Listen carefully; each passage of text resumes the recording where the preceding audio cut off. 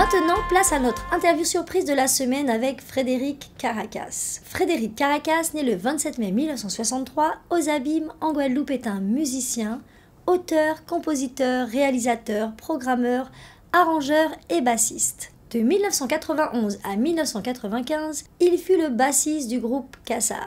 Il a travaillé avec des artistes nationaux et internationaux tels que Catherine Lara, Michel Jonas, Khaled, Salif Keita et Manu Dibango. Il a aussi collaboré avec des artistes antillais comme Edith Lefel, Gilles Floro, Patrick Saint-Éloi, Jacques Darbo, Jocelyne Béroir, Métillès et bien d'autres.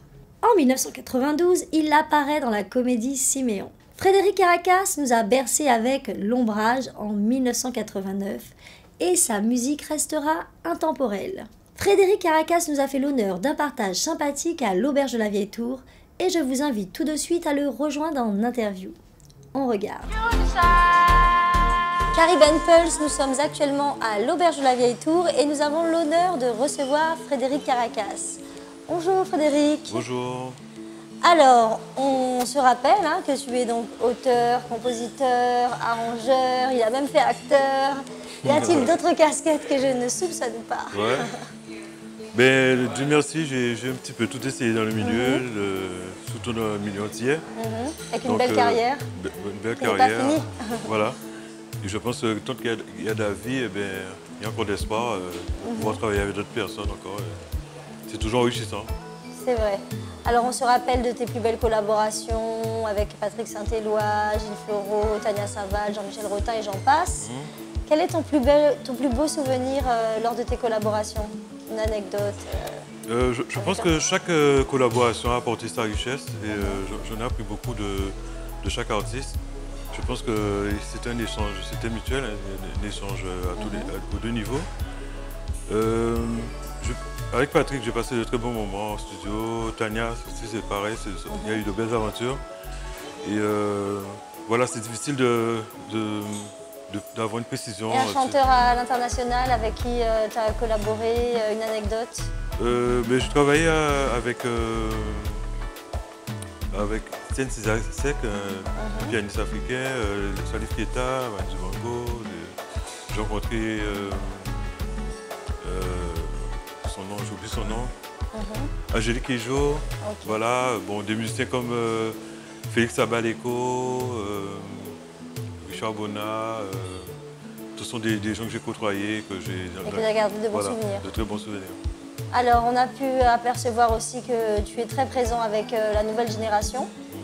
Est-ce que tu as un petit coup de cœur musical dans cette nouvelle génération musicale? Bon, j'ai eu l'occasion de partager la scène avec... on va parler d'Amiralty, Sadik, Ravana, Kalash aussi. Enfin, bon voilà, c'est une nouvelle génération aussi qui a beaucoup à dire, qui a des messages assez prenants. Mais musicalement, disons que ça m'a apporté aussi quelque chose, ça m'a fait acquérir un peu d'expérience de voir comment ils travaillent sur scène. Même si ça a l'air facile à l'écoute, mais c'est plus complexe sur scène. Alors, est-ce que tu te rappelles comment t'es venue la musique, ta toute première scène, ton tout premier track? Je dirais que dans mon quartier, j'habite le Rézé. Les aînés dans ce domaine, c'était Francky Vincent, les Rapaces, Daniel Forestal. Donc je pense que le Rézé était très, très animé à la Maison des Jeunes. Et il y avait justement beaucoup d'activités culturelles, donc ce qui nous jeunes nous ont poussés à justement, ça nous a motivés en fait. Daniel Forestal a été un tremplin qui, d'ailleurs c'est lui qui m'a donné mes premiers cours de basse. Oui, parce qu'on rappelle que c'est un très très bon bassiste également. C'est Daniel Forestal, et puis la rencontre de beaucoup d'artistes comme Philippe Dambury, comme Christian Hamon qui habitait juste en face de moi, de chez moi, de mon quartier. Donc beaucoup de musiciens comme les frères Bigor, Francky Vincent que j'ai nommé tout à l'heure.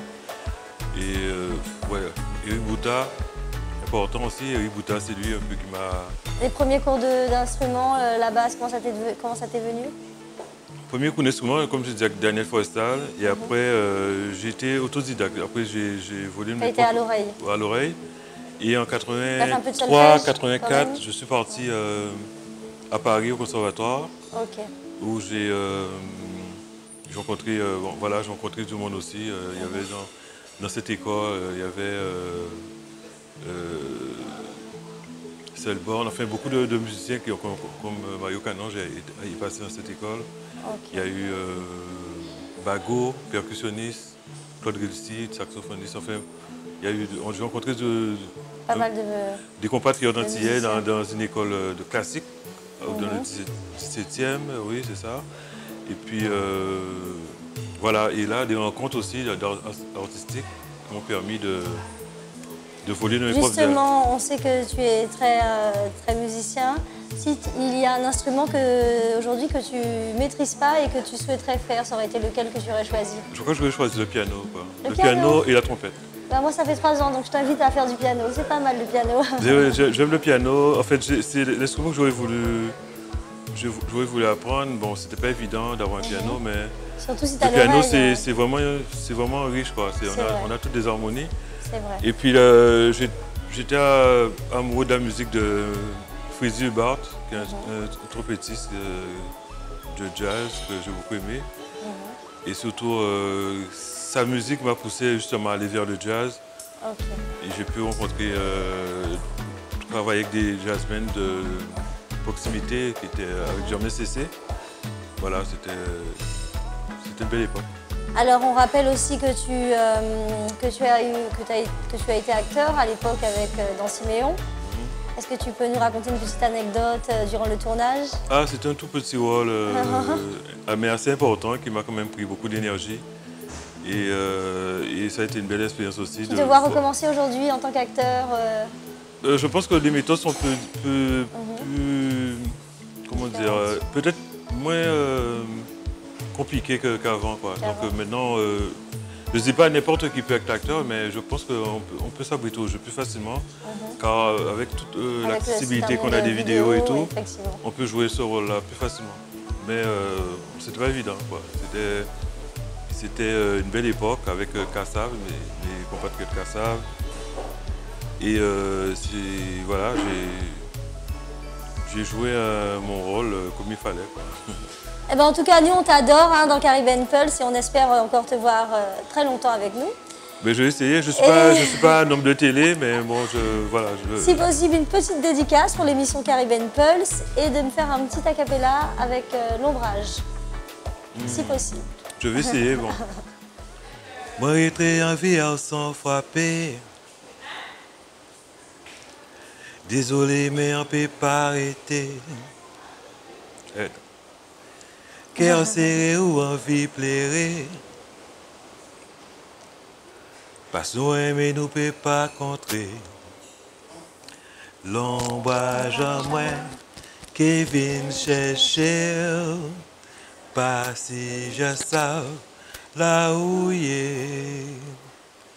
L'ombrage en moi, Kevin chercher. Pas si je sais là où il est.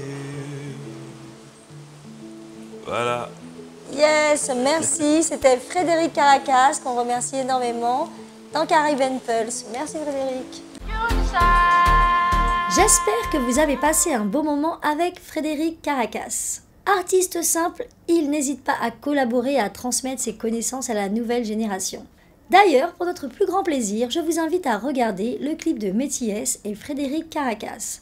Un mai en silence qui comptabilise plus de 400 000 vues sur YouTube. C'est parti.